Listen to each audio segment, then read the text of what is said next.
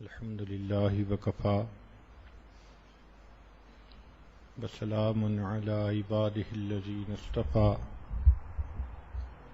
أما بعد أعوذ بالله من الشيطان الرجيم بسم الله الرحمن الرحيم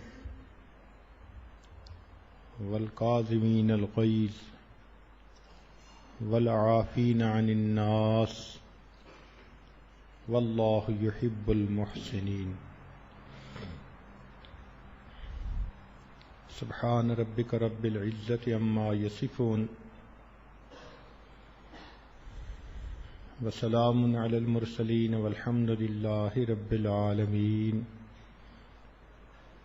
اللهم صل على سيدنا محمد وعلى آل سيدنا محمد وبارك وسلم اللهم صل على سيدنا محمد وعلى آل سيدنا محمد وبارك وسلم اللهم صل على سيدنا محمد وعلى آل سيدنا محمد وبارك وسلم. اللہ رب العزت نے انسان کو دو نعمتوں سے نوازا، ایک شہوت جس کی وجہ سے انسان نفع دینے والی چیزوں کو حاصل کرتا ہے، اور دوسرا غضب، غصہ، جس کی وجہ سے نقصان دہ چیزوں سے اپنے آپ کو بچاتا ہے، اپنا دفاع کرتا ہے.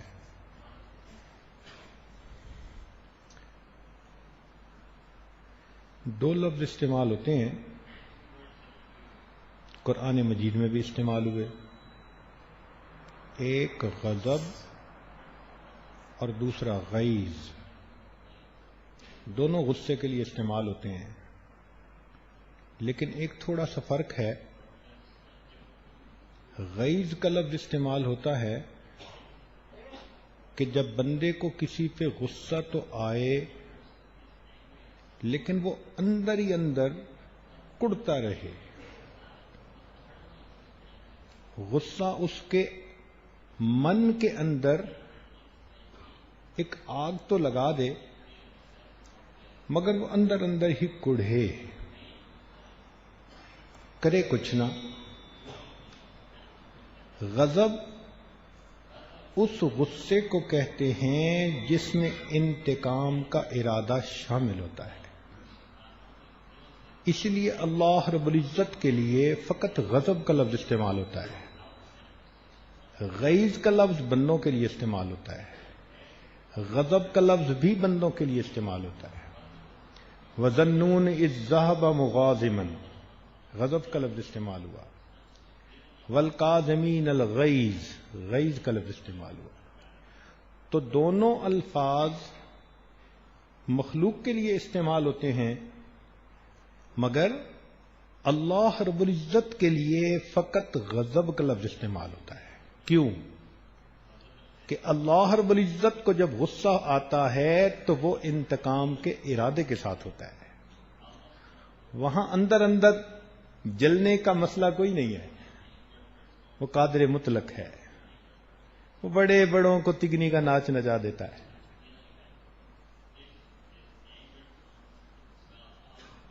غضب کے لفظ پر اگر غور کریں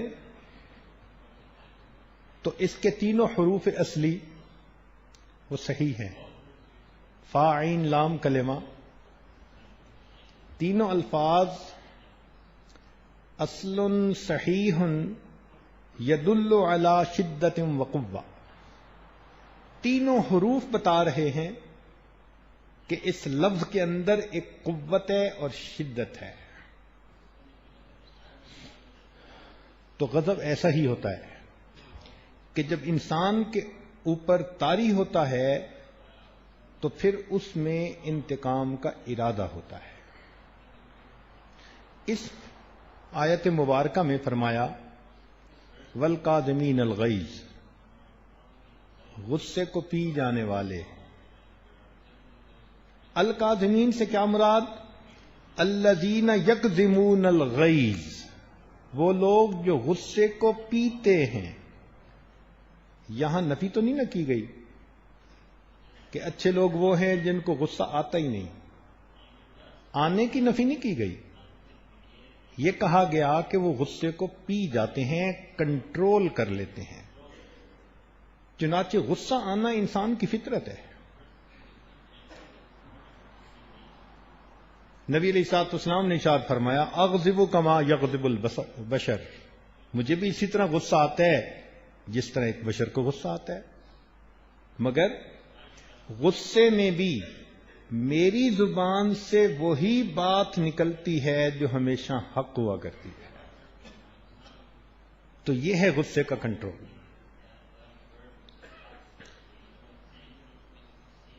چنانچہ علامہ آلوسی رحمۃ اللہ علیہ لکھتے ہیں کہ غضب کا لفظ استعمال ہوتا ہے جب مشک میں پانی بھریں اور بھرتے بھرتے اتنی بھر جائے کہ اس میں سے پانی نکلنے لگے باہر کی طرف. تو شد رأس القربۃ عند امتلائها، جب وہ مشک کا پانی ابلنے لگتا ہے نا تو اس وقت اس کے منہ کو بند کر دینا، اس کے لیے غضب کا لفظ استعمال ہوتا ہے. اور اگر آپ دیکھیں تو بندے کا بھی یہی حال ہوتا ہے کہ اس کی مشک بھی اس وقت بس ابلنے لگ رہی ہوتی ہے، تو اس کو بندے کو قابو کرنا ہوتا ہے.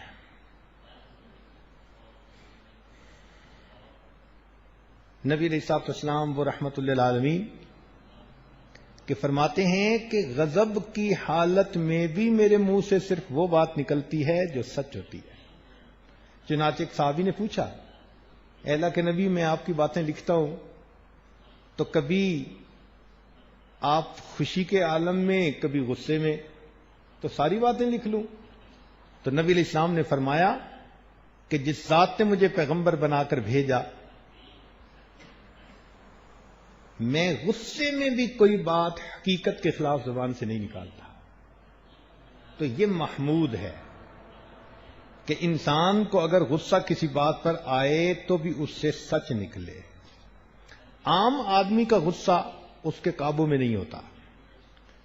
چنانچہ جب وہ غصے میں آ جاتا ہے تو بس ایک ہنگامہ اس کے اندر برپا ہو جاتا ہے، اس کے عقل پہ پردہ آ جاتا ہے، سمجھ ہی نہیں لگتی میں کیا رہا ہوں. ایسے ایسے بول زبان سے نکال دیتا ہے کہ سالوں کے تعلقات ایک دوسرے کے ساتھ منقطع ہو جاتے ہیں. اسی غصے کی وجہ سے انسان کافر ہو جاتا ہے.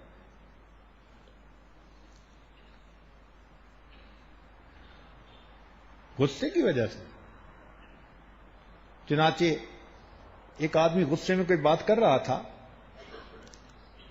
قاضی ثناء اللہ پانی پتی رحمۃ اللہ علیہ نے مالا بدہ منہ میں یہ لکھا ہے مسئلہ. فرماتے ہیں کہ ایک نے کوئی بات کر دی اور کہا بھئی شریعت کی بات ہے، اور دوسرے نے کہہ دیا غصے میں رکھ پرے شریعت کو فقد کفر، اس بندے نے کفر کا ارتکاب کر لیا. اتنے سے الفاظ کہنے پر کہ رکھ پرے شریعت کو. اور اگر آپ غور کریں تو کتنی مرتبہ آپ نے یہ الفاظ سنے ہوں گے کسی سے.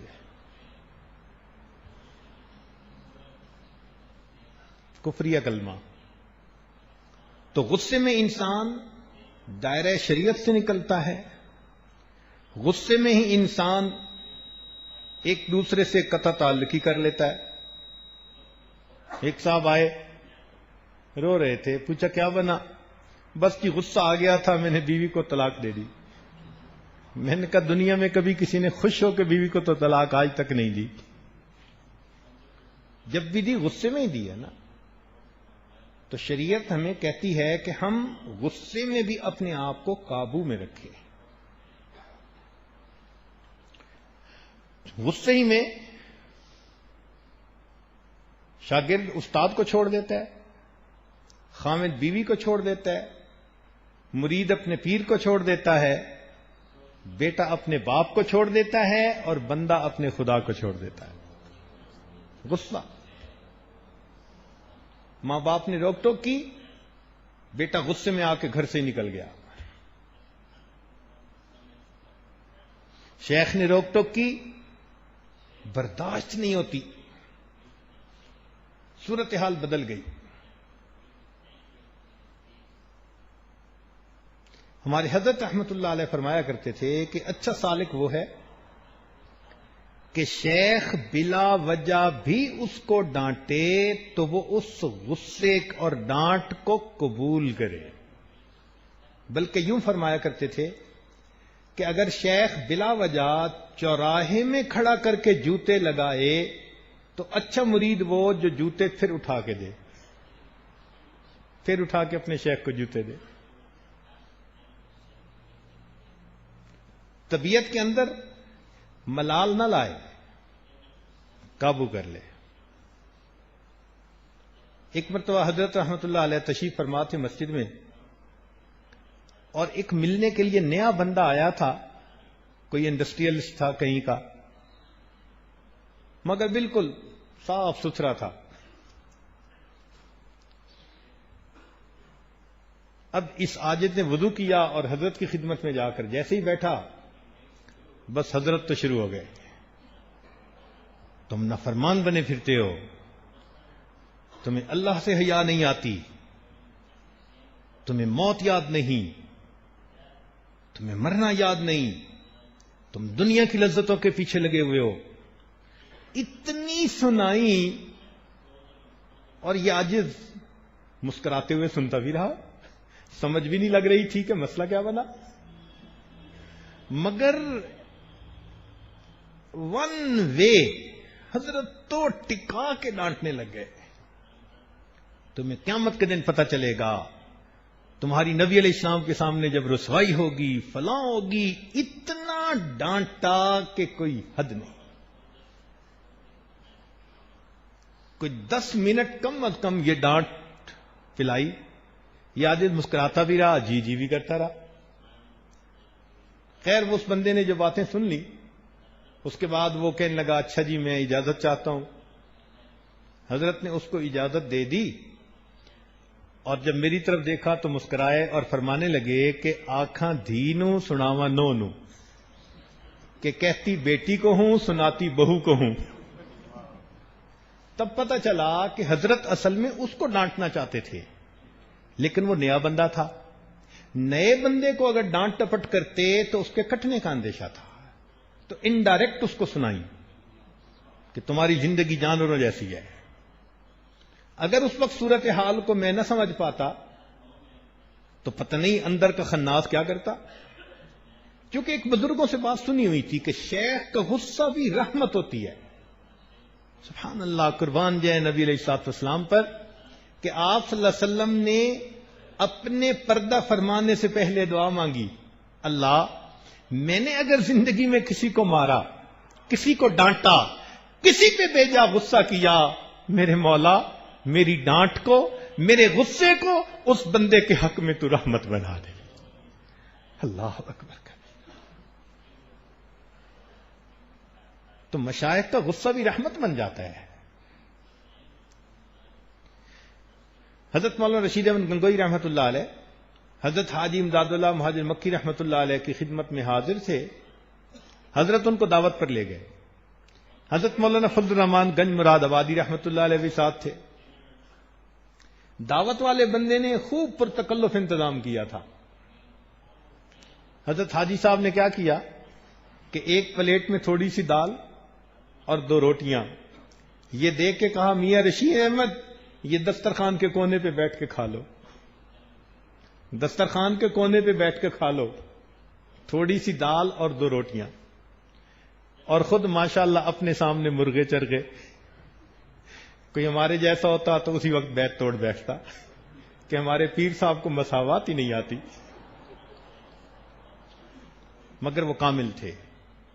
وہ سمجھتے تھے کہ شیخ اگر کوئی ایسا عمل کرتا ہے تو اس میں کوئی نہ کوئی حکمت ہوا کرتی ہے. چنانچہ جب کھانا شروع کیا، اچانک حاجی صاحب نے حضرت مولانا رشید احمد گنگوہی رحمۃ اللہ علیہ کے اوپر ایک تیر پھینکا.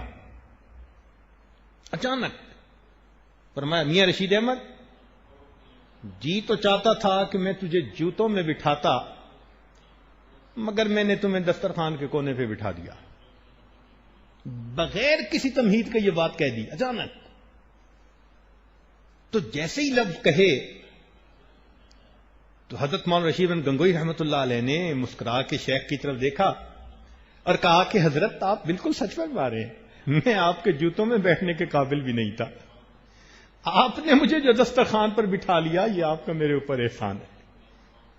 جب حضرت حاجی صاحب نے مسکراتے چہرے کو دیکھا تو فرمایا الحمدللہ، معلوم ہوتا ہے کہ نفس جو ہے اندر سے واقعی مر چکا ہے۔ تو حضرت ٹیسٹ لینا چاہتے تھے اس کا، بالکل بے تکی بات کر کے یہ دیکھنا کہ اس کا غصہ ریئیکشن کیسے ہوتا ہے۔ ہمارے مشائخ نے ایسا کیا ہے، اور آج تو جائز بات بھی سمجھاؤ تو غصہ منا لیتے ہیں، ہنستے نہیں، ملتے نہیں، بولتے نہیں، پاس بیٹھ کے کھاتے نہیں، یہ سب غصے کا اظہار ہوتا ہے۔ نفس خبیث اندر سے بھڑک رہا ہوتا ہے، مجھے کیوں ڈانٹا گیا، مجھے کیوں سمجھایا گیا۔ حضرت فرماتے تھے ہمارے کہ شیخ اگر جلال والا ہو تو ہمیشہ فائدہ مرید کا کہ اس کی اصلاح اچھی ہوا کرتی ہے۔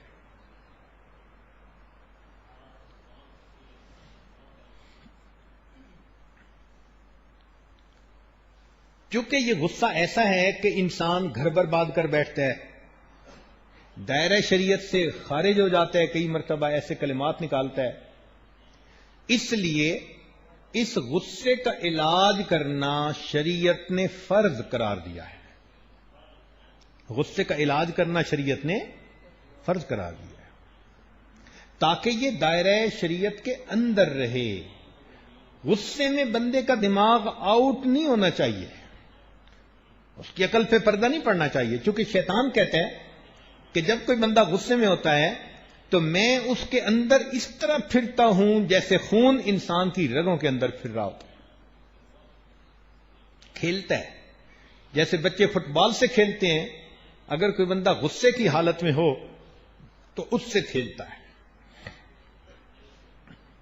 غصے کے کچھ اسباب ہوتے ہیں، ہمارے مشائخ نے فرمایا سب سے پہلا جو ہے سبب وہ تو کبر ہوتا ہے۔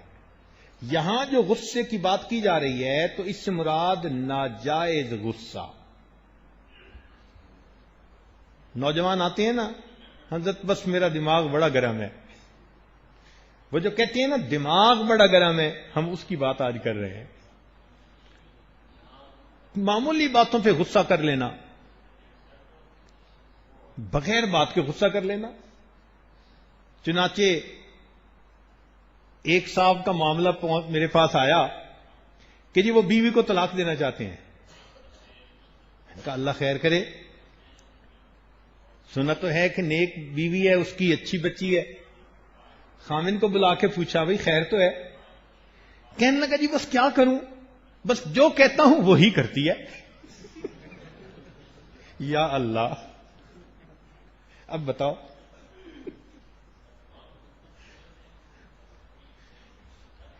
تو یہ بے تکا غصہ جس کی بنیاد ہی کوئی نہیں ہوتی، معمولی بات پہ فلیئر اپ ہو جانا، یہ شریعت نے منع فرمایا ہے۔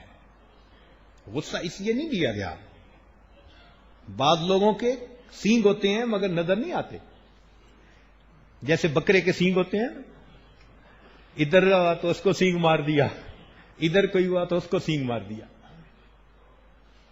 ہر بندے کے ساتھ کھٹ بٹ ان کی ہوتی ہے، اور گھر والوں کے تو انہوں نے ناک میں دم کیا ہوا ہوتا ہے۔ اللہ کے بندوں کے لیے وبال جان بنے ہوئے ہوتے ہیں۔ ایسا غصہ شریعت نے کہا کہ یہ ناجائز ہے، اس کا علاج کرنا ضروری۔ چنانچہ اس کے اسباب میں سے پہلا سبب تکبر، میں، بس میں کی وجہ سے۔ دوسرا فرمایا عجب، کہ اپنے آپ کو کچھ سمجھنا، اس لیے کہتے نہیں ہے تو مجھے جانتا نہیں ہے، عجب کی وجہ سے بندہ ایسا کہہ رہا ہوتا ہے۔ تیسرا غصہ مزاح کا وجہ سے بھی آتا ہے، کچھ لوگ مذاق برداشت نہیں کر سکتے، کچھ ہر وقت دوسرے کے ساتھ مذاق کرتے رہتے ہیں، تو یہ ہنسی مذاق کبھی کبھی ایک دوسرے کے ساتھ غصے کا سبب بن جاتا ہے. چنانچہ ہم نے دیکھا بہت قریبی دوست ہنسی مذاق کرتے کرتے آپس میں لڑنا شروع کر دیتے ہیں. چوتھا عمل تنقید. جب بھی کسی بندے کو روک ٹوک کی جائے گی نا تو اگلا بندہ اس پر غصہ منائے گا، اور جس کے اندر خیر بھری ہوگی اس کو اگر روک ٹوک کریں گے تو وہ اس بندے کو اپنا محسن سمجھے گا. سیدنا عمر رضی اللہ عنہ فرمایا کرتے تھے جو شخص میرے پاس میرے عیوب کا تحفہ لائے گا میں اس کے لیے بخشش اور مغفرت کی دعا کروں گا. دیکھا، جو شخص میرے پاس میرے عیوب کا تحفہ لائے گا میں اس کے لیے مغفرت اور بخشش کی دعا کروں گا. پانچویں چیز حرص کی وجہ سے غصے کا آنا، اور چھٹی چیز حسد کی وجہ سے غصے کا آنا. یہ ساری بیماریاں اگر دل کے اندر موجود ہوں تو پھر انسان کو غصہ زیادہ آتا ہے، جلدی آتا ہے. اور اگر انسان بے جا غصہ کرے، یہ جانوروں کی عادت ہے. کتابوں میں لکھا ہے علماء نے کہ کتا بے جا غصہ کرنے کے اندر بڑا مشہور ہے. چنانچہ کوئی بندہ آرام سے اپنا راستہ جا رہا ہو یہ اٹھ کے بھونکنا شروع کر دے گا. تو بے جا غصہ کرنا جانوروں میں سے کتے کی عادت ہوتی ہے. غصے کے اظہار کے پھر طریقے ہوتے ہیں، سمپٹم ہوتے ہیں، علامات ہوتی ہیں جن سے پتہ چلتا ہے کہ صاحب کو غصہ آیا ہوا ہے. پہلی علامت کہ بندہ اس بندے سے بولنا بند کر دیتا ہے. یہ غصے کی پہلی علامت. بات ہی نہیں کرتا، نہ سلام نہ کلام نہ پیام. بڑی محبت کے دعوے، غصہ آ گیا بولنا بند. وہ محبت کدھر گئی بھائی؟ کیا ہوائی باتیں تھیں؟ دوسرا، یا تو دیکھتا نہیں یا اگر دیکھتا ہے تو ٹیوریاں چڑھا کے دیکھتا ہے. یہ بھی غصے کی علامت. یا تو نظریں ہی نہیں ملاتا، اگر ملاتا ہے تو بس کھا جانے والی نظریں. یہ بھی غصے کی علامت ہے. اور پھر غیبت کا کرنا، جس کے بارے میں طبیعت کے اندر غصہ ہو انسان اس کی برائیاں بیان کرتا ہے. میرا تو مطلب یہ تھا مگر اس نے مطلب یہ سمجھا. یہ غیبت کا کرنا یہ بھی غصے کی ایک نشانی. پھر جس کے ساتھ غصہ ہے اس کے راز کو فاش کر دینا. اگر بالفرض اس کے پاس کوئی اس کا راز تھا غصے میں اس کو فاش کر دے گا.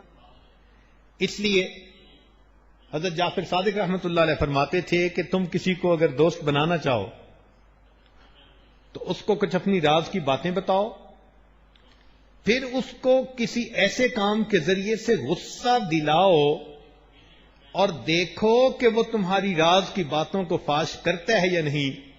اگر کر دے تو دوست بنانے کے قابل نہیں، اگر نہ کرے تو تم اس کو اپنا دوست بنا لو.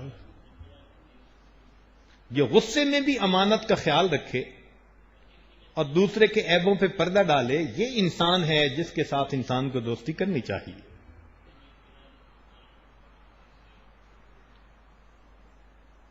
ایک اظہار کا طریقہ دل میں حسد کرنا، کینہ رکھ لینا.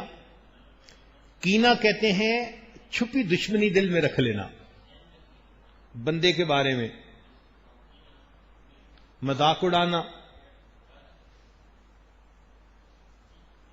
تعلق ہی توڑ لینا، ایک دوسرے کے ساتھ راستہ واسطہ ہی نہ رکھنا، ملنا جلنا بند کر دینا، یا احسان بند کر دینا. کسی کے ساتھ اگر کوئی بھلا کرتا تھا، احسان کرتا تھا، غصہ آیا اور غصے میں بس جی میں آج کے بعد بس اس کو کچھ بھی نہیں دوں گا، میں اس کا یہ کام کر دیتا تھا اب میں اس کا کام نہیں کروں گا، تو احسان کو بند کر دینا یہ بھی غصے کی علامت. اور ایک نشانی یہ کہ غصے میں آ کے ہاتھ بڑھا لینا، لڑنا اور مارنا شروع کر دینا. یہ تمام نشانیاں غصے کے بارے میں ہیں کہ انسان غصے میں یہ اعمال کرتا ہے. شریعت نے اس چیز کا مستقل علاج بتایا. نبی علیہ الصلوۃ والسلام نے بتلایا کہ جب بندے کو غصہ آئے تو پہلی بات کہ وہ چپ ہو جائے. اتنا یہ پیارا نسخہ ہے، بولے ہی نہ. اس لیے کہ اس وقت اگر یہ بولے گا تو کوئی شر کا دروازہ ہی کھولے گا. غصے میں جو ہے کوئی ایسی بات کر دے گا. اور نبی علیہ الصلوۃ والسلام کی عادت مبارکہ بھی یہی تھی کہ کسی بات پر آپ کو جلال آتا تھا تو آپ بالکل خاموش ہوتے تھے، بس آپ کا چہرہ مبارک انار کی طرح سرخ ہو جایا کرتا تھا، اور صحابہ چہرے مبارک سے اندازہ لگاتے تھے کہ نبی علیہ السلام کو یہ چیز ناپسند گزری ہے. تو پہلا کام تو یہ کرے بندہ کہ غصے میں بولے ہی نہ کفر کا کلمہ نکلے گا، نہ بیوی سے جھگڑا ہے تو طلاق کا لفظ نکلے گا، نہ کسی دوست کے ساتھ تعلق ہے تو قطع تعلقی کا کوئی لفظ نکلے گا. تو پہلا کام کہ غصے میں انسان بس چپ ہو جائے. دوسرا عمل کہ جب انسان کو بہت غصہ آئے تو وہ اپنی جگہ بدل لے. مثلا کمرے میں بیٹھے ہیں، کسی بات پہ غصہ آ گیا، بھئی دوسرے کمرے میں چلے جاؤ، صحن میں چلے جاؤ. جگہ کا بدل لینا یہ بھی غصے کے ختم ہو جانے کا سبب بنتا ہے. پھر اس کے بعد نبی علیہ الصلوۃ والسلام نے 2 اعمال اور بتائے. ٹوٹل 5 عمل بتائے ہیں غصے کے علاج کے طور پر. پہلا چپ ہو جانا، کلام بند کر دینا، کیونکہ اس حالت میں جو کلام نکلے گا وہ یقیناً دوریاں پیدا کرنے والا ہوگا، وہ یقیناً اگلے بندے کو بھی غصہ دلا دے گا. تو پہلا چپ ہو جانا، اور دوسرا اپنی جگہ کو بدل لینا. فرمایا کہ اگر پھر بھی غصہ کم نہ ہو تو اب 2 کام اور کرے. اگر کھڑا ہے تو بیٹھ جائے، بیٹھا ہے تو لیٹ جائے. کیوں فرمایا ایسا؟ کہ انسان کی اصل مٹی ہے، یہ اپنی اصل کے قریب ہو جائے. کھڑا تھا تو زمین سے دور تھا، بیٹھا اور قریب ہو گیا، لیٹا بالکل ہی قریب ہو گیا.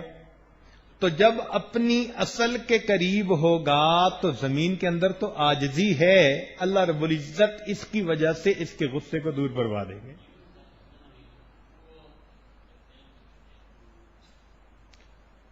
اور ویسے بھی جیسے انسان کھڑا تھا، بیٹھ گیا، لیٹ گیا، تو حقیقت میں یہ غصے کے اظہار کی پوزیشن سے دور ہوتا جا رہا ہے. مثال کے طور پر جب کسی بات پر غصہ آیا تھا تو بندہ سامنے تھا تو یہ ہاتھا پائی کر سکتا تھا. جب دوسرے کمرے میں چلا گیا اب ہاتھا پائی ہونی مشکل ہو گئی. جب کھڑا تھا تو ہاتھا پائی آسان تھی، بیٹھ گیا تو اب اٹھ کے لڑنا پڑے گا، وہ مشکل ہو گیا. بیٹھا تھا تو اٹھ کے لڑنا آسان تھا، جب لیٹ گیا تو ہاتھا پائی اور مشکل ہو گئی. تو دیکھیے نبی علیہ الصلوۃ والسلام کی اس بات میں کتنی حکمت ہے. درجہ بدرجہ اس کو کہا بھائی یہ کر لو، پھر بھی نہیں تو یہ کر لو، یہ کر لو. طبیب اعظم نے کیا عجیب باتیں جو ہے نا ہمیں ارشاد فرمائی. تو 3 باتیں ہو گئیں. ایک چپ ہونا، دوسرا جگہ بدل لینا، اور تیسرا اپنی پوزیشن بدل لینا. کھڑا ہے تو بیٹھ جائے، بیٹھا ہے تو لیٹ جائے. اور اگر پھر بھی غصہ کم نہ ہو تو نبی علیہ السلام نے فرمایا کہ انسان کو چاہیے کہ پانی پی لے یا پانی سے وضو کر لے. غصہ آگ ہے اور آگ کو کیا چیز بجھاتی ہے؟ پانی. تو جب یہ پانی استعمال کرے گا تو یہ پانی کا پینا یا وضو کا کرنا اس کے اندر کے غصے کی آگ کو خود بخود بجھانے کا سبب بن جائے گا. سمجھ میں آنے والی بات ہے. تو یہ 4 باتیں ہو گئیں. پہلی بات چپ ہو جانا، خاموش ہو جانا، تاکہ غصے میں کوئی کلمہ زبان سے نہ نکلے.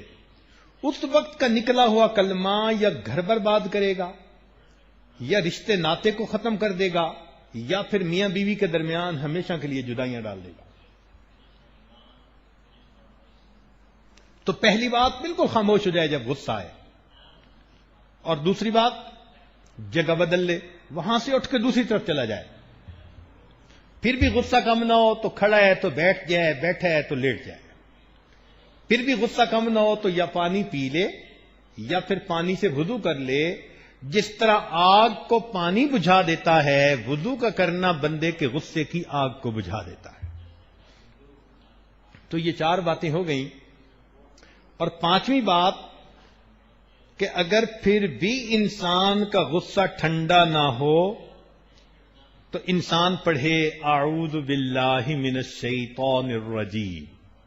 اس لیے کہ عام طور پر شیطان غصہ دلاتا ہے اور اعوذ باللہ تعوذ پڑھنے سے شیطان بھاگتا ہے اور انسان کے اوپر شیطانی اثرات ختم ہو جاتے ہیں. تعوذ پڑھ لے، اعوذ باللہ پڑھ لے. سیدہ عائشہ صدیقہ رضی اللہ تعالی عنہا کو نبی علیہ السلام نے فرمایا کہ جب آپ غصے میں ہوتی ہیں تو مجھے پتہ چل جاتا ہے. عرض کیا اے اللہ کے نبی صلی اللہ علیہ وسلم وہ کیسے؟ فرمایا کہ جب خوش ہوتی ہو تو کہتی ہو رب محمد صلی اللہ علیہ وسلم کی قسم، اور جب تم ناراض ہوتی ہو تو رب ابراہیم کی قسم کھاتی ہو. تو عائشہ صدیقہ رضی اللہ عنہا بہت ذہین تھیں. اللہ اکبر. جیسے نبی علیہ السلام نے فرمایا کہ تم میرا نام لیتی ہو جب خوش ہوتی ہو اور جب غصے میں ہوتی ہو تو کہتی ہو ابراہیم علیہ السلام کے رب کی قسم، تو عائشہ صدیقہ فوراً عرض کرنے لگی اے اللہ کے نبی میں غصے میں آپ کا نام ہی چھوڑتی ہوں، آپ کو تو نہیں نہ چھوڑتی. اللہ اکبر. آپ کا نام ہی لینا چھوڑتی ہوں نا، آپ کو تو نہیں نہ چھوڑتی. اللہ اکبر. نبی علیہ الصلوۃ والسلام نے انہیں دعا بتائی. فرمایا کہ جب تمہیں غصہ آئے تو کہا کرو اللہم رب محمد، نبی محمد اغفر لی ذنبی واذهب غیظ قلبی واجرنی من مضلات الفتن. یہ دعا نبی علیہ الصلوۃ والسلام نے عائشہ صدیقہ رضی اللہ عنہا کو بتائی. فرمایا کہ تم یہ دعا اس وقت اللہ سے مانگا کرو. تو ہم بھی یہ دعا مانگا کریں اپنی دعاؤں میں کہ اللہ رب العزت ہمیں اس بڑی بیماری سے محفوظ فرما دے. تاہم نبی علیہ الصلوۃ والسلام نے ایک نسخہ بتایا جو حتمی ہے. کہتے ہیں نا جی آخری دوائی. تو یہ 5 اعمال بتانے کے بعد ایک حتمی نسخہ بتلا دیا. کون سا نسخہ؟ نبی علیہ السلام نے فرمایا کہ جس بندے کو بہت غصہ آتا ہو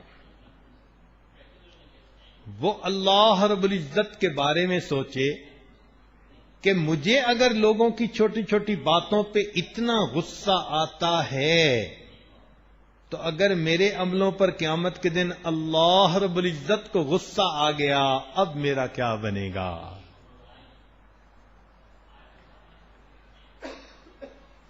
چنانچہ ایک صحابی اپنے غلام کو کسی غلطی کی وجہ سے مار رہے تھے. نبی علیہ الصلوۃ والسلام نے دیکھا تو نبی علیہ الصلوۃ والسلام نے ارشاد فرمایا کہ جتنا تجھے اس پر اختیار ہے اللہ رب العزت کو تجھ پر اس سے زیادہ اختیار ہے. یہ نہ سوچو کہ تم آقا ہو، یہ سوچو کہ تم بھی کسی کے غلام ہو. اگر اس نے غصہ کر لیا تو پھر کیا بنے گا؟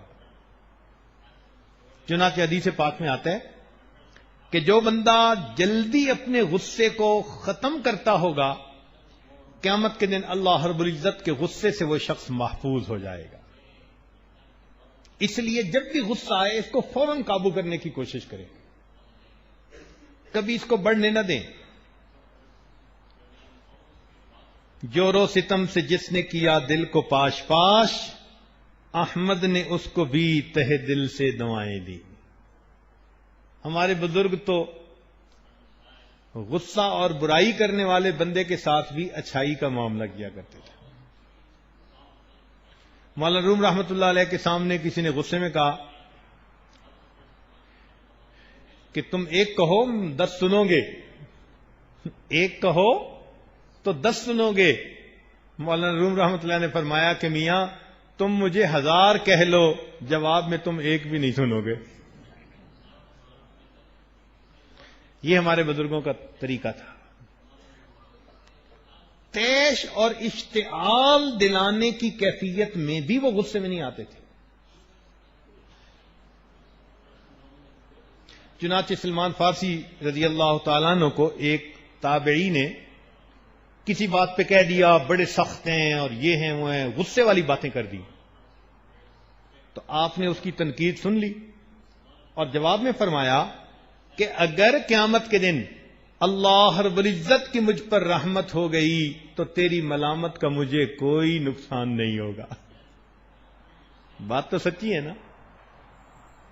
ربی بن قاسم رحمۃ اللہ علیہ کو اسی طرح کسی نے غصے والی باتیں کی تو جواب میں فرمایا کہ میں ایک گھاٹی کو عبور کر رہا ہوں، اگر میں نے اس کو عبور کر لیا تو تمہاری اس ملامت کا مجھے کوئی فرق نہیں پڑے گا.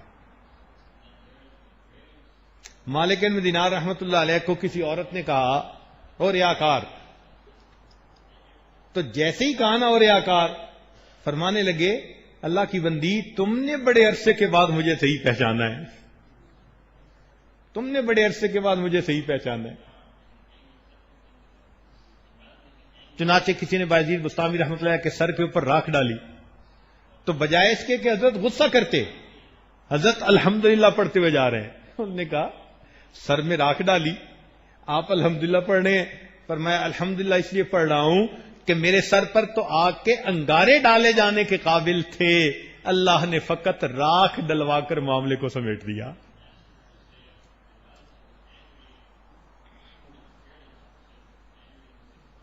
امام شعبی رحمۃ اللہ علیہ کو اسی طرح کسی بندے نے غصے میں عجیب باتیں کر دی تو امام شعبی رحمۃ اللہ علیہ نے جواب میں فرمایا کہ دیکھو بھائی، اگر تو سچا ہے تو اللہ مجھے معاف کر دے، اور اگر تو جھوٹ کہہ رہا ہے تو اللہ تجھے معاف کر دے. کتنی آسان سی بات کر دی. میرا خیال ہے اس بندے کا غصہ ہمیشہ کے لیے ہی ختم ہو گیا ہوگا. ابن مسعود رضی اللہ عنہ کی چوری ہو گئی تو چیز کے چلے جانے سے افسوس تو ہوتا ہے. کسی نے کہا جی کہ آپ کی چیز چوری ہو گئی. فرمان لگے اگر تو بھائی کسی نے ضرورت کی خاطر چوری کی تو میں نے اس کو معاف کر دیا، اور اگر اس نے معصیت کی وجہ سے چوری کی ہے تو میں اپنے اللہ سے دعا کرتا ہوں اے اللہ اس چوری کو اس کا آخری گناہ بنا دے. اللہ اکبر، کیا مثبت سوچ ہے کہ اگر تو اس نے ضرورت کی طلب میں یہ چوری کی تو اللہ تعالیٰ میری طرف سے اس کو معاف، اور اگر معصیت کی وجہ سے چوری کی ہے اس نے عادت کی وجہ سے تو میں اپنے اللہ سے دعا کرتا ہوں اللہ اس چوری کو اس میرے بھائی کا آخری گناہ بنا دے. اس سے پتہ چلتا ہے کہ واقعی اکابر کو اللہ رب العزت نے باطن کی کیا نعمت عطا فرمائی تھی کہ غصے کے ایسے حالات میں بھی ان کے زبان سے خیر کی باتیں نکلا کرتی تھی. چنانچہ نبی علیہ الصلوۃ والسلام نے جب مکہ کو فتح فرمایا اس وقت صحابہ کو بھی بہت غصہ تھا، خود نبی علیہ الصلوۃ والسلام کو بھی بہت جلال تھا، اس لیے کہ مکہ والوں نے کوئی کسر نہیں چھوڑی تھی ان کو تکلیف پہنچانے میں، ان کا دل دکھانے میں، مگر نبی علیہ الصلوۃ والسلام نے ان کو بلا کر پوچھا تمہارے ساتھ کیا سلوک کروں؟ تو کفار مکہ نے کہا کہ آپ ایک اچھے خاندان کے فرد ہیں، اچھے انسان ہیں، آپ اچھا معاملہ کریں گے؟ فرمایا ہاں، میں تمہارے ساتھ وہی معاملہ کروں گا جو میرے بھائی یوسف علیہ السلام نے اپنے بھائیوں کے ساتھ کہا تھا، انہوں نے بھائیوں کو معاف کر دیا تھا، جو میں تمہیں سب کو معاف فرما دیتا ہوں۔ اللہ اکبر، حیرت ہوتی ہے۔ بیت اللہ شریف کو کھولنے کی کنجی عثمان ایک صاحب تھے، ان کے پاس تھی۔ نبی علیہ السلام نے اسے بلوایا، فرمایا کہ عثمان کنجی دو۔ اس نے کنجی دے دی۔ نبی علیہ السلام نے دروازہ کھلوایا، بیت اللہ شریف کے اندر تشریف لے گئے، عبادت کی۔ اس وقت ابو بکر و عمر یہ حضرات ساتھ تھے، اور ان سب کی یہ تمنا تھی کہ اب نبی علیہ السلام جب بیت اللہ کا دروازہ بند کریں گے تو چابی اپنوں میں سے کسی کو دیں گے، تو کنجی برداری کا یہ منصب، یہ یعنی ایک نعمت، یہ ہمیں نصیب ہونی چاہیے۔ اور دنیا کا دستور بھی یہی ہے، جب بھی کسی کو طاقت ملتی ہے تو وہ سب سے پہلے اپنوں کو نوازتا ہے۔ نبی علیہ السلام بیت اللہ سے باہر تشریف لائے، آپ نے تالا لگایا۔ اب صحابہ منتظر ہیں کہ یہ چابی کس کو ملتی ہے۔ نبی علیہ السلام نے عثمان کو بلایا اور بلا کر کہا کہ عثمان، یاد کرو اس وقت کو جب میں ہجرت کے لیے جا رہا تھا تو میرا جی چاہتا تھا کہ میں بیت اللہ شریف کے اندر جا کے اپنے رب کی عبادت کروں، میں بیت اللہ سے بچھڑ رہا تھا، تو میں نے اس وقت تم سے کہا تھا کہ عثمان دروازہ کھول دو، تم نے انکار کر دیا تھا۔ عثمان، پھر میں نے تمہیں یہ لفظ کہے تھے کہ اگر آپ آج دروازہ نہیں کھولتے، ایک وقت آئے گا جس پوزیشن پہ تم کھڑے ہو اس پہ میں کھڑا ہوں گا، اور جس میں میں کھڑا ہوں تم کھڑے ہوگے۔ عثمان، دیکھو میرے اللہ نے اس بات کو سچا کر دیا، آج کنجی میرے ہاتھ میں ہے اور تو خالی ہاتھ سامنے کھڑا ہے۔ عثمان، میں تیرے ساتھ وہ نہیں کروں گا جو تو نے میرے ساتھ کیا، میں یہ کنجی تمہیں واپس کرتا ہوں، یہ قیامت تک تمہاری نسلوں میں باقی رہے گی۔ اللہ اکبر کبیرہ۔ یہ خلق ہیں، یہ اخلاق ہیں، یہ نبوت کا طریقہ ہے کہ بروں کے ساتھ بھی اچھائی کا معاملہ کر دینا۔ چنانچہ نبی علیہ السلام نے ارشاد فرمایا کہ میں 3 باتیں قسم اٹھا کر کہتا ہوں، بہت اہم بات۔ نبی علیہ السلام کا کوئی بات ویسے ہی کہہ دینا، یہی اس بات کی صداقت کی پکی دلیل تھی کہ اس نبی اکرم صلی اللہ علیہ وسلم کی زبان فیض ترجمان سے یہ بات نکل آئی، یہی صداقت کے لیے کافی تھی۔ لیکن نبی علیہ السلام نے فرمایا 3 باتیں میں قسم اٹھا کر کہتا ہوں۔ کیا مطلب؟ کہ یہ 3 باتیں 100% سچی ہیں۔ کون کون سی؟ نبی علیہ السلام نے فرمایا جو بندہ دوسرے کی غلطی کو جلدی معاف کر دے گا، اس کے بدلے اللہ اس بندے کو قیامت کے دن کی عزت عطا فرمائیں گے۔ اللہ اکبر۔ جو بندہ دوسرے کو جلدی معاف کر دے گا، اللہ رب العزت اس کے بدلے اس کو قیامت کے دن کی عزت عطا فرمائے۔ اب یہ بات نبی علیہ السلام نے قسم کھا کر کہی ہے، تو ہم اگر اپنے غصے کو قابو کر لیں تو پھر قیامت کے دن کی عزت کتنا نفع کا سودا ہے۔ اور دوسری بات نبی علیہ السلام نے فرمائی کہ جو شخص اللہ کے راستے میں صدقہ کرتا ہے، اس صدقہ کرنے سے اس کا مال کم نہیں، ہمیشہ اللہ زیادہ فرمایا کرتے۔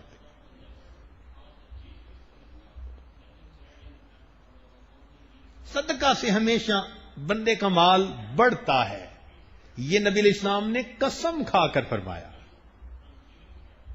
ویسے آپ کو کئی بندے ملیں گے بینکرپٹ ہو گئے، کاروبار فلاپ ہو گئے. ایسا کوئی بندہ نہیں ملے گا کہ جس نے مسجدیں بنوائی، مدرسے بنائے اور ان کے بنانے کی وجہ سے وہ بندہ کنگال ہو گیا. کوئی بندہ ایسا نہیں مل سکتا.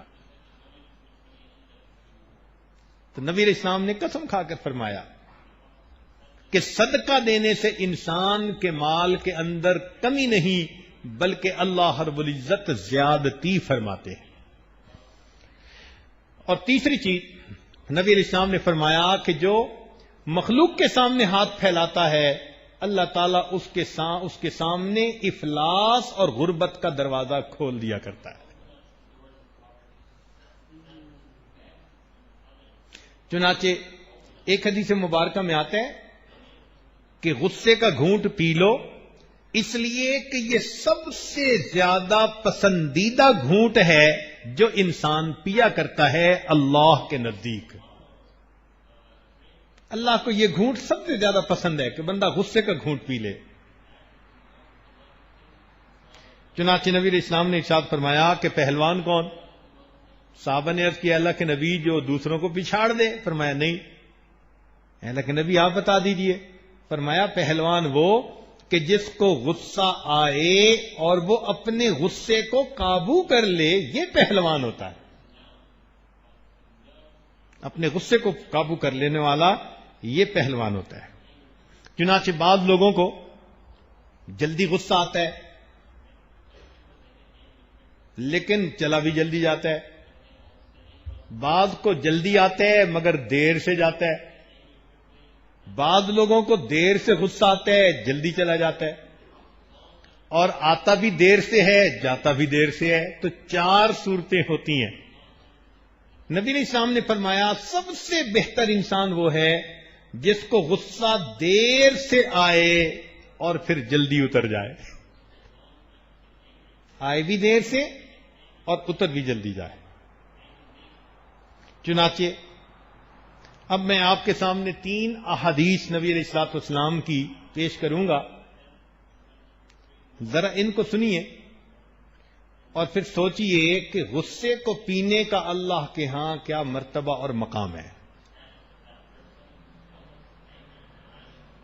نبی علیہ الصلوۃ والسلام نے ارشاد فرمایا کہ جو بندہ غصہ اتار سکتا ہو یعنی اس کے اختیار میں ہے، بیوی پہ اتار سکتا ہے، بچوں پہ اتار سکتا ہے، ماتحتوں پہ اتار سکتا ہے، رشتہ دار پہ اتار سکتا ہے، دوست پہ، غریب پہ، کسی پہ اتار سکتا ہے.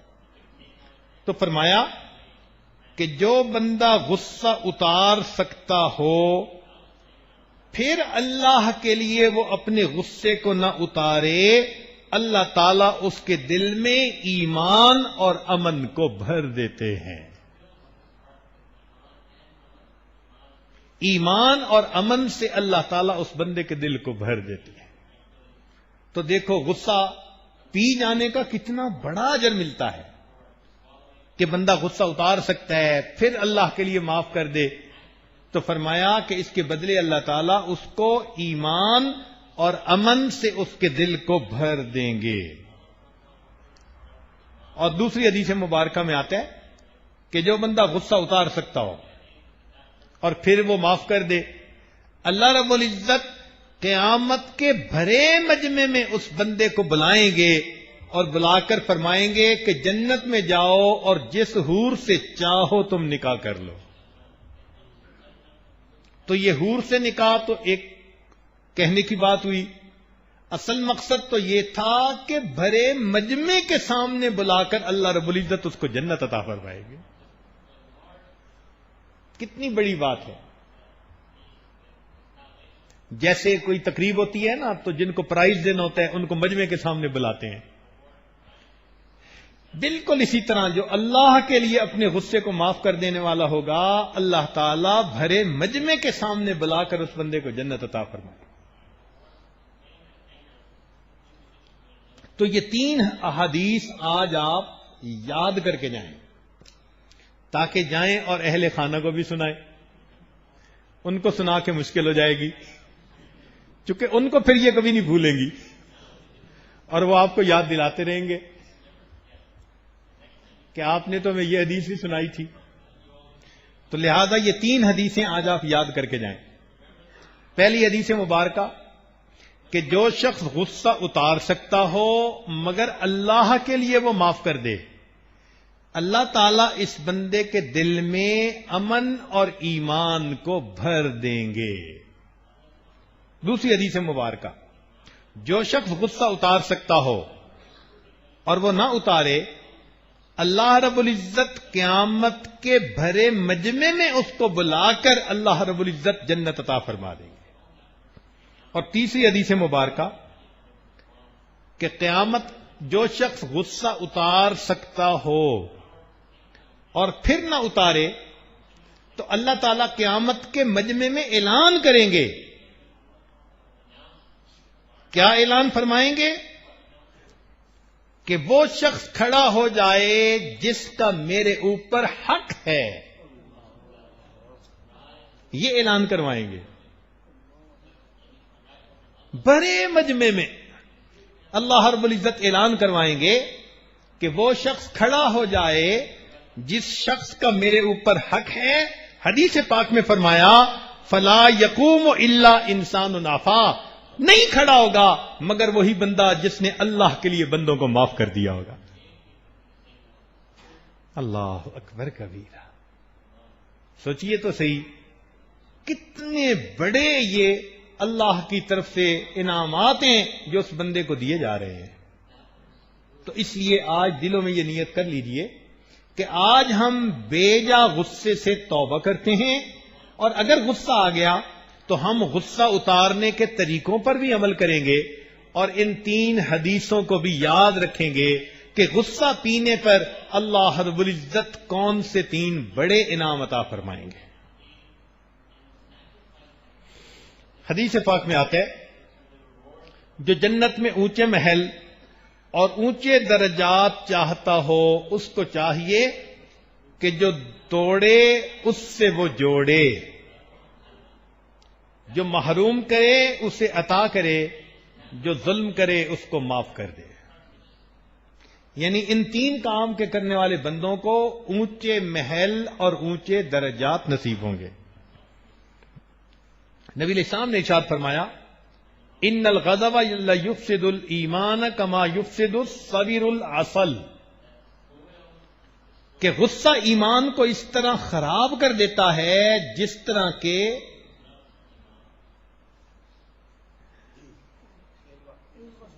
ایلوا شہد کو خراب کر دیتا ہے. اب چونکہ ایلوا مجھے دیکھا نہیں تو اس لیے مجھے اس کا اندازہ نہیں، لیکن بہرحال یہ ایک چیز ہے، شہد میں ڈال دو تو شہد ختم ہو جاتا ہے. تو جس طرح ایلوا شہد کو ختم کر دیتا ہے، ضائع کر دیتا ہے، اس طرح غصہ انسان کے ایمان کو ضائع کر دیتا ہے.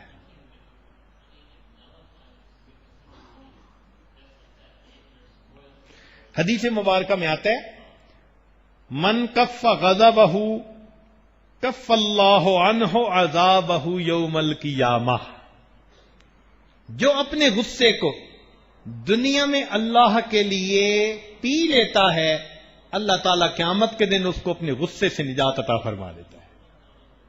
یہ ڈائریکٹلی پروپورشنل ہے. ہم یہاں اللہ کے لیے غصے کو معاف کریں گے، اللہ تعالیٰ قیامت کے دن ہمیں اپنے غصے سے نجات عطا فرمائیں گے. اس لیے ہمارے اکابر غصہ دلانے کے باوجود بھی اشتعال میں نہیں آتے تھے بے وجہ، اور غصے میں بھی اپنے آپ کو قابو رکھتے تھے. چنانچہ سیدنا علی رضی اللہ عنہ ایک کافر کو پکڑتے ہیں کہ اس کو جہنم رسید کرے، اور وہ آگے سے علی رضی اللہ عنہ کے چہرے پہ تھوک دیتا ہے. تو حضرت علی رضی اللہ عنہ اس بندے کو چھوڑ دیتے ہیں.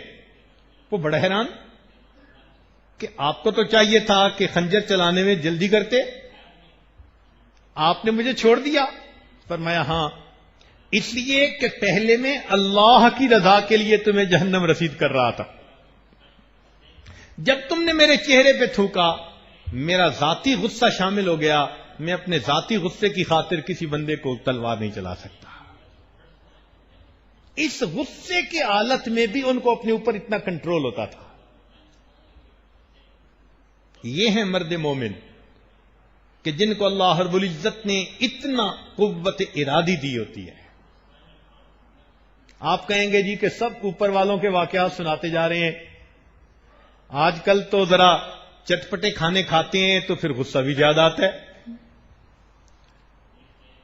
تو بھئی ہمارے قریب کے بزرگوں نے بھی بہت سارے ایسے واقعات کہ بڑے آرام سے اپنے غصے کو پی لیا. چنانچہ ایک واقعہ ہے شیخ الہند رحمۃ اللہ علیہ کا یا حضرت اقدس تھانوی رحمۃ اللہ علیہ کا، شاید حضرت تھانوی رحمۃ اللہ علیہ کا واقعہ ہو. ایک جگہ گئے تقریر کرنے کے لیے، وہاں کچھ بدعتیوں کا مجمع زیادہ تھا، تو کسی نے چھیڑ خانی کی وجہ سے نا ایک چٹ بھیج دی، اور چٹ کے اندر 3 باتیں لکھی. پہلی بات تو لکھی کہ تم کافر ہو. اب بتائیں ہمیں اگر کوئی یہ لفظ کہہ دے تو ہمارا کیا حال ہوگا؟ تو پہلی بات اس نے لکھی کہ آپ کافر ہیں، اور دوسری بات لکھی کہ آپ حرام زادے ہیں. اب یہ لفظ کسی کو کہنا کتنا اشتعال دلانے والی بات ہے. تو دوسری بات لکھی کہ آپ حرام زادے ہیں، اور تیسری بات لکھی کہ یہاں سنبھل کے بات کرنا. تو حضرت نے وہ چٹ مجمع کو سنائی، پڑھی، اور پڑھ کے غصے میں نہیں آئے، مجمع کو سنائی اور فرمایا دیکھو بھائی کسی بندے نے لکھا ہے کہ تم کافر ہو. فرمایا پورا مجمع گواہ رہے کہ میں کلمہ پڑھ رہا ہوں اور مسلمان ہو رہا ہوں. فرمایا لا الہ الا اللہ محمد الرسول اللہ. تو فرمایا کہ اچھا اب تو میں مسلمان. اور دوسری بات لکھی ہوئی ہے کہ تم حرام زادے ہو. تو بھائی میرے والدین کے نکاح کے گواہ ابھی بھی دنیا میں زندہ موجود ہیں، اگر کسی کو تصدیق کرنی ہو تو میں ان کے نام دے دیتا ہوں، وہ تصدیق کر لے کہ ان کا نکاح تھا یا نہیں تھا. اس کو بھی حل کر دیا. اور فرمایا بھائی تیسری بات لکھی ہے کہ سنبھل کے بات کرنا. تو بھائی میں چندہ مانگنے تو آیا نہیں کہ میں آپ لوگوں سے ڈر کے بات کروں، میں تو دین کی بات کرنے آیا ہوں، عقیدے کی سچی بات کروں گا. اللہ اکبر کبیرہ. یعنی جو لوگ ان کو اشتعال دلانا چاہتے تھے وہ پھر بھی نہیں آتے تھے اشتعال میں. بہت سمجھدار لوگ تھے. چنانچہ علی بن حسین جن کو امام زین العابدین رحمۃ اللہ علیہ کہا جاتا ہے، ایک مرتبہ مہمان آئے تو انہوں نے اپنی خادمہ کو کہا کہ بھئی ان کے لیے شوربہ گرم کر کے لاؤ. لگتا ہے کہ اس زمانے کی چائے یہی ہوتی تھی، اور ہمارے چائے پینے والے دوستوں کو حدیث پاک میں یہی سند ملتی ہے کہ وہ گرم شوربہ پیتے تھے، وہ بھی تو چائے تھی. آج کا گرم شوربہ یہ. تو خیر وہ گرم شوربہ لا رہی تھی. اللہ کی شان کے پاؤں جو اٹکا تو اس کا پورا گرم شوربہ امام زین العابدین رحمت اللہ علیہ کے اوپر آ کر گرا. اب آپ بتائیں کہ کھولتا ہوا اگر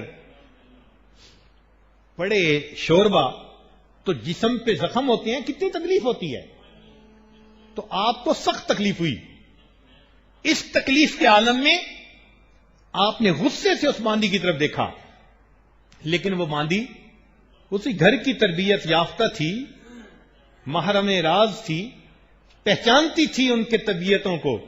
جب آپ نے غصے اور جلال میں اس کی طرف دیکھا تو وہ جواب میں کہنے لگی والکاظمین الغیظ، غصے کو پی جانے والے. جب اس نے کہا نا کہ والکاظمین الغیظ تو آپ نے فوراً کہا قذمت غیظی، میں نے اپنے غصے کو پی لیا. اس نے کہا والعافین عن الناس، انسانوں کو معاف کر دینے والے. فرمایا عفوت عنکی، میں نے تجھے معاف کر دیا. اس نے کہا واللہ یحب المحسنین، فرمایا تجھے میں نے اللہ کے راستے میں آزاد کر دیا. یہ ان کا عمل بالقرآن ہوتا تھا. اللہ رب العزت ہمیں بھی ایسا دل عطا فرمائے کہ ہم اگر غصہ کریں تو اللہ رب العزت کے لیے کریں. اپنی خواہش، اپنی طبیعت، اپنی بات پر نمک کم ہو گیا، مرچ زیادہ ہو گئی، یہ کوئی باتیں ہیں جس کے اوپر بندہ ایسا غصہ جتائے؟ ہاں سمجھا دے اچھے انداز سے۔ انس رضی اللہ عنہ فرماتے ہیں، سننے والی بات ہے، کہ 9 سال کی میری عمر تھی جب میری والدہ ام سلیم رضی اللہ تعالیٰ عنہ مجھے لے کر نبی علیہ السلام کے پاس آئیں اور فرمایا کہ میرے بیٹے کو خدمت کے لیے قبول کر لیجئے۔ 9 سال کی عمر تھی، اور فرماتے ہیں کہ اس کے بعد میں تقریباً کوئی 10 سال 9-10 سال نبی علیہ السلام کی خدمت میں رہا۔ ان 10 سالوں میں نبی علیہ السلام نے نہ کبھی مجھے ڈانٹا، نہ مجھے گالی دی، نہ مجھے مارا، نہ مجھے کوسا۔ کبھی بھی 10 سال میں نبی علیہ السلام نے میرے ساتھ کوئی ایسا برتاؤ کیا ہی نہیں ہے۔ اس کو حسن معاشرت کہتے ہیں، کہ ایسے اچھے طریقے سے زندگی گزارنا کہ خود بخود دوسرے کو بات سمجھ میں آئے، غصہ کرنے کی ضرورت ہی پیش نہ آئے۔ چنانچہ حضرت ڈاکٹر عبدالحی عارفی رحمۃ اللہ علیہ، ان کے بارے میں کتاب میں لکھا ہے کہ ان کی اہلیہ نے کسی مجلس میں بتایا کہ میرے میاں میرے ساتھ اتنے سال رہے شادی شدہ زندگی کے، اور اتنے سالوں میں انہوں نے کبھی مجھ سے لہجہ بدل کر ہی بات نہیں کی تھی۔ یعنی غصہ کرنا تو الگ بات ہوئی، کہتی ہیں کہ انہوں نے پوری زندگی میں کبھی میرے ساتھ لہجہ بدل کے ہی بات نہیں کی۔ یا اللہ، اتنے ظرف والے لوگ۔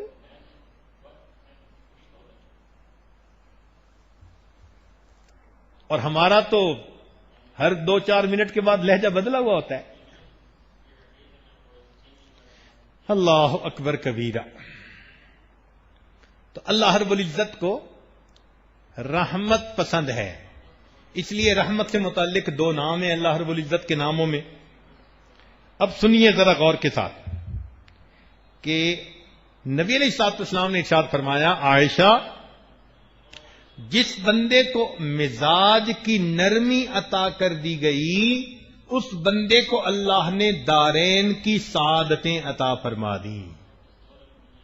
جس بندے کے مزاج میں اللہ نے نرمی، گرمی کی بات نہیں ہو رہی،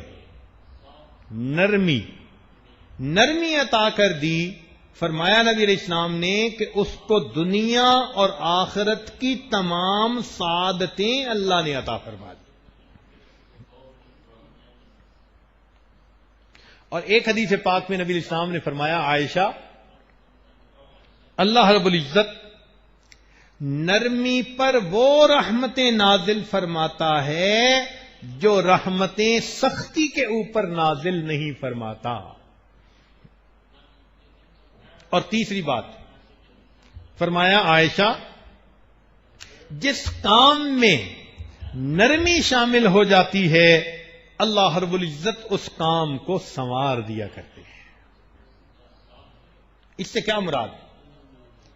اس سے مراد یہ کہ روک ٹوک کرنا ہی چھوڑ دے، نہیں، روک ٹوک کرے مگر پیار محبت سے کرے۔ دیکھیں، ایک طریقہ تو یہ ہے، فجر کی نماز میں بیٹے کو جگانے، اٹھے، سنا نہیں تو نے، مردار پڑا ہوا ہے، کھا کھا کے تھکتا نہیں، اور فجر کے بعد اس کی آنکھ نہیں کھلتی، اب یہ بھی اٹھانے کا طریقہ۔ اور ایک یہ کہ آ کے پیار سے بیٹے کا بوسہ لے، کہے بیٹے اٹھو فجر کا وقت ہو گیا، اور میرے ساتھ مسجد چلو۔ جو باپ بیٹے کا بوسہ لے گا، اسے اٹھائے گا، تو بیٹا اپنے باپ کے ساتھ کیوں نہیں جائے گا؟ یہ مطلب ہے نرمی کا، کہ اصلاح کرنی ہے مگر نرمی سے کرنی ہے، پازیٹو طریقے سے کرنی ہے۔ یہ نہیں ہے کہ بھئی کوئی بات ہوئی اور بیوی کو کہنے تجھے کہا نہیں تھا، مرنا نہیں تو نے، قبر میں نہیں جانا۔ یہ کوئی طریقہ نہیں ہے سمجھانے کا۔ اس کو سمجھائیں کہ دیکھیں، آپ کو اللہ رب العزت نے اتنی اچھی جو ہے نا وہ عادتیں دی ہیں، باتیں دی ہیں، آپ خدمت کرتی ہو، گھر میں اتنی محبت پیار سے رہتی ہو۔ اللہ رب العزت کا یہ فریضہ ہے نماز، اس کو اگر جلدی ادا کر لو تو آپ کی سیرت میں ایک اور اچھی بات آ جائے گی، میرے دل میں اور آپ کی محبت گھر کر جائے گی۔ آپ تھوڑا اس کو اس انداز سے سمجھائیں. میرا خیال ہے 5 نمازوں کے ساتھ اشراق، اوابین اور تہجد وہ خود ہی شروع کر دے گی. تو نرمی کا یہ مطلب ہے کہ انسان پیار محبت سے بات کرے. چنانچہ ایک صحابی تھے، ان کو نیند بہت گہری آتی تھی. بعض لوگوں کی طبیعت ہوتی ہے نا کہ نیند بہت گہری آتی ہے، جلدی نہیں اٹھتے. ان کو بہت نیند گہری آتی تھی تو پھر بس مشکل سے فجر میں ان کی آنکھ کھلتی تھی. نبی علیہ الصلوۃ والسلام کو بتایا گیا. نبی علیہ السلام نے ان کو بلا کر کہا آپ کتنے اچھے آدمی ہیں، اگر آپ تہجد بھی ساتھ پڑھ لیا کریں تو کیا ہی بات ہے. جب نبی علیہ السلام نے یہ الفاظ کہے نا آپ کتنے اچھے آدمی ہیں، تو وہ صحابی کہتے ہیں کہ میرا دل اتنا بڑا ہو گیا کہ اللہ کے نبی فرما رہے ہیں تم اچھے بندے ہو. تو میں نے کہا کہ پھر اگر یہ اچھائی مجھ میں ابھی نہیں آئی تو میں کیوں نہ اس کو حاصل کروں. فرماتے ہیں اس کے بعد میری تہجد کبھی قضا نہیں ہوئی. یہ نرمی کہلاتی ہے کہ پازیٹو طریقے سے، پیار سے، محبت سے سمجھا کے دوسرے کو خیر کی بات کرنا تاکہ اس کے خانے میں بات بیٹھ جائے. یہ ہمدردی اور خیرخواہی اللہ رب العزت کو بہت ناپسند ہے. چنانچہ توجہ فرمائیے گا، حدیث پاک میں آتا ہے، طبرانی شریف کی روایت، کہ اللہ کے پیارے حبیب صلی اللہ علیہ وسلم نے فرمایا جو شخص دنیا میں دوسروں کی غلطی کو جتنا جلدی معاف کرتا ہوگا، اللہ تعالیٰ قیامت کے دن اس کی غلطیوں کو اتنا جلدی معاف فرما دیں گے. اور اسی میں دوسری روایت ہے کہ جو شخص دوسرے کا عذر جلدی قبول کرتا ہوگا، اللہ تعالیٰ قیامت کے دن اس کے عذروں کو بھی جلدی قبول فرما دیں گے. تو بھئی یہ تو اپنے ساتھ معاملہ ہے. ہم آج اللہ کے بندوں کو معاف کر دیں، قیامت کے دن اللہ تعالیٰ ہمیں معاف فرمائے. حضرت تھانوی رحمۃ اللہ نے واقعہ لکھا ہے کہ کسی خاوند کی بیوی تھی، اس سے نقصان ہو گیا اور نقصان پہ شرمندہ بھی بہت تھی کہ میں نے غلط ڈیسیژن لیا. نقصان ایسا بڑا تھا کہ خاوند چاہتا تو اس کو مار پیٹ کرتا، میکے بھیج دیتا، یہ طلاق ہی دے دیتا، جو کرتا ٹھیک تھا. اس نے جب دیکھا کہ بیچاری خود بھی پریشان ہے اور اس پر بڑی ریپینٹ کر رہی ہے، نادم ہے، اس نے کہا چلو اللہ کی بندی ہے، میں نے اللہ کے لیے معاف کر دیا. کچھ عرصے کے بعد خاوند کی وفات ہوئی. ایک شخص نے خواب میں اسے دیکھا، پوچھا سناؤ بھائی تمہارا آگے کیا بنا؟ وہ کہنے لگا اللہ رب العزت کے سامنے پیشی ہوئی. اللہ رب العزت نے فرمایا فلاں موقع پر تو نے بیوی کو میری بندی سمجھ کے معاف کر دیا تھا، آج میں تجھے اپنا بندہ سمجھ کے معاف کر دیتا ہوں. کتنا نفع کا سودا ہے. اللہ اکبر کبیرہ. کہتے ہیں کہ سیدنا موسیٰ علیہ السلام بکریاں چرا رہے تھے. اچانک ایک بکری ریوڑ سے ہٹ کر بھاگنے لگی. حضرت موسیٰ علیہ السلام اس کے پیچھے بھاگے، وہ کانٹوں والے راستے کی طرف چل پڑی. حضرت موسیٰ علیہ السلام کے پاؤں میں بھی کانٹے چبھے اور بکری کے بھی پاؤں میں کانٹے چبھ گئے، حتیٰ کہ ایک جگہ جا کر کانٹوں کی وجہ سے وہ رک گئی. تو حضرت موسیٰ علیہ السلام نے اس کو پکڑا اور اس کو سائے کی جگہ پر لائے اور بٹھایا، اور بیٹھنے کے بعد پہلے بکری کے کانٹے نکالے، پہلے بکری کے پاؤں سے کانٹے نکالے، پھر اپنے پاؤں سے کانٹے نکال کر کہنے لگے تو کیوں بھاگ گئی تھی؟ میں تو تجھے ریوڑ سے ملانا چاہ رہا تھا. جب انہوں نے پہلے بکری کے کانٹے نکالے پھر اپنے کانٹے نکالے، یہ وہ لمحہ تھا جب اللہ نے ارادہ فرما لیا میں نے اس بندے کو نبوت سے سرفراز کرنا ہے.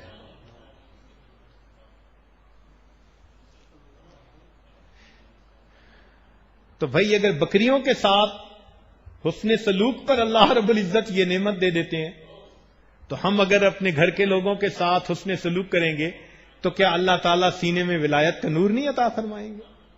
اس لیے آج ہم یہاں یہ ارادہ کر کے جائیں کہ اے اللہ آپ ہمارے گناہوں کو معاف کر دیجئے اور ہمارے ساتھ خیر کا معاملہ فرمائیے اور ہمیں اس غصے کی بیماری سے نجات عطا فرمائیے۔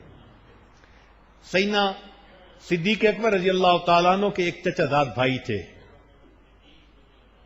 کزن تھے، مستح رضی اللہ عنہ اس کا نام تھا۔ جب منافقین نے عائشہ صدیقہ رضی اللہ عنہا کی باتیں شروع کی نا تو یہ باتیں ان تک بھی پہنچی اور سنی سنائی جیسے بندہ آگے کر بیٹھتا ہے، مستح رضی اللہ عنہ نے یہ بات آگے کر دی۔ جب حقیقت کھلی تو حضرت صدیق اکبر رضی اللہ عنہ کو بڑا غصہ کہ ایک تو یہ اتنا قریبی رشتہ دار، اس کو تو ویسے ہی ہمارا خیال رکھنا چاہیے تھا، اور دوسرا آپ اس کو ہر مہینے کچھ خرچہ دیا کرتے تھے کہ اللہ نے آپ کو مال دیا تھا اور وہ غریب تھے تو ہر مہینے اس کی امداد بھی کیا کرتے تھے، دوسرے لفظوں میں ان کو پالتے بھی تھے، تو ہر مہینے پیسے بھی دیتے تھے ماہانہ، اور قریبی رشتہ دار بھی تھا۔